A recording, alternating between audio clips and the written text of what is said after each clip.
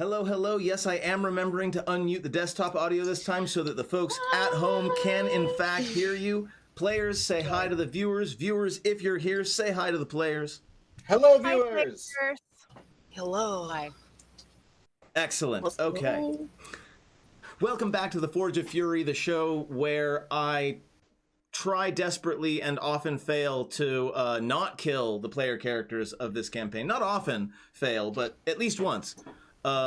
Let's go ahead and introduce our players so that we can give folks time to get into chat if they feel like being here. Let's go ahead and have each of you tell me who you are and who you are playing. Let's go ahead and start with our most prolific chatter, Gail. Go ahead and tell us who you are and who you're playing. Hi, I'm Gail or Olivia, and I am playing Charlotte, the human wizard. Phenomenal. Jeff, you're next. Hello, I'm Jeff Holland. I play Calder, the sorcerer. Excellent. Em, you're next. I'm M, also known as One Silver Key. I'm playing Lore, the now autumn-colored Elegant. I love the new colors. Looks fantastic. Yeah, I should change it on the little one. And Jen. Jen, also the Swedish Geek Ball. I play Kretha and her pet Stinky, her big frog. Yes, Stinky. the Russian goblin and her The Russian famously goblin and- clumsy frog. It's famous, but it's also so true. So last time we thought we were gonna fight a dragon and we fought a table instead. There Not was what I expected to fight. No. There was some interpersonal sort of party drama, and we did some quick calculations and found out that the player characters, Gale specifically did some quick calculations and found out that these player characters have been in the dungeon for just over 2 days. I still don't believe it. Two days is the wrong way of putting it because underneath the ground, like, days aren't a thing. So just over 48 hours. They've been down there, and an awful lot has happened, especially since it's taken us months to get this far in the campaign. But that is the nature of Dungeons and Dragons and the time dilation there. So I'm going to do as usual, very, very quick recap of what happened last time. And really, there isn't much to tell. It was a short session, and we mostly had some resolution of some party drama. We also gave at least a hasty burial to the dwarven wizard Arundel, who had been previously possessing Kretha, and then Lore decided to go into the kitchens and found a table to fight. It was pretty awesome. It turns out that Arundel left an awful lot of guards in the Citadel, and though technically there was a command word to shut it off, the characters, not necessarily the players, but the characters either forgot or didn't use the command word, so they ended up beating up a table that was just trying to do its job.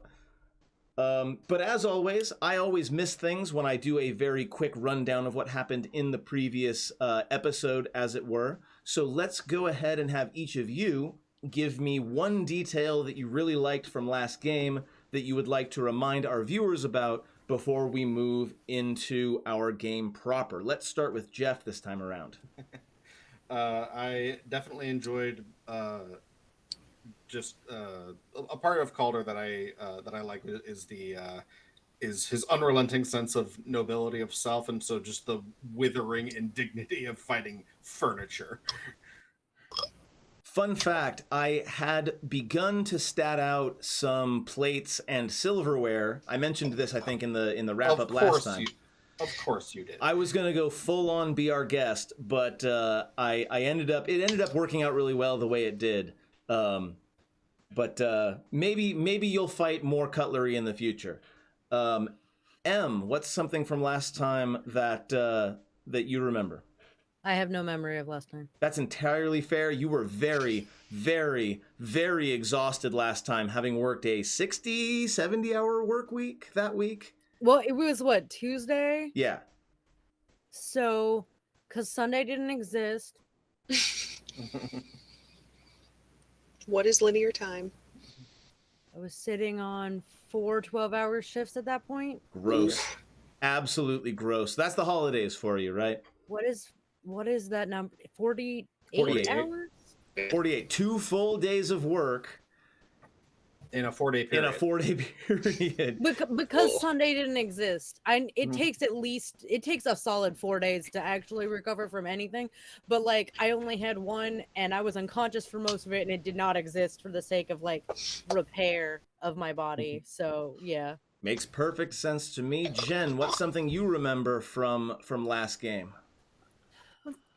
Kritha experienced probably her very feeling of just utter peace for the first time ever, as our ghosty goo friend was laid to rest, and then she experienced once more a horrible bit of trauma What trauma? because she doesn't know that tables can be animated. Stinky did not have a great time with that table. No. Jen. Stinky I didn't just- either. I just think we're learning things about the nature of goblin furniture, and we know it doesn't animate occasionally. The more you know. I love how you can't say the word Kritha, by the way, without slipping into the accent. It's awesome. I do it with Japanese too. If I'm saying a Japanese word or a Japanese name, because I took Japanese for years and years, I have to pronounce it in Japanese, which has confused many people, including my veterinarian for many years, who didn't understand what I meant when I said my cat's name was Sakura. Gail, We what's do. something you remember from last time you'd like to remind our audience of?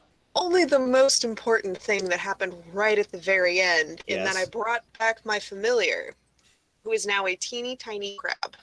This is Scoots, as opposed Yes. to Swoop. And thank you very much to Jeff for, I think it was Jeff, for coining the new name Scoots instead of Swoops. It is an absolutely perfect name.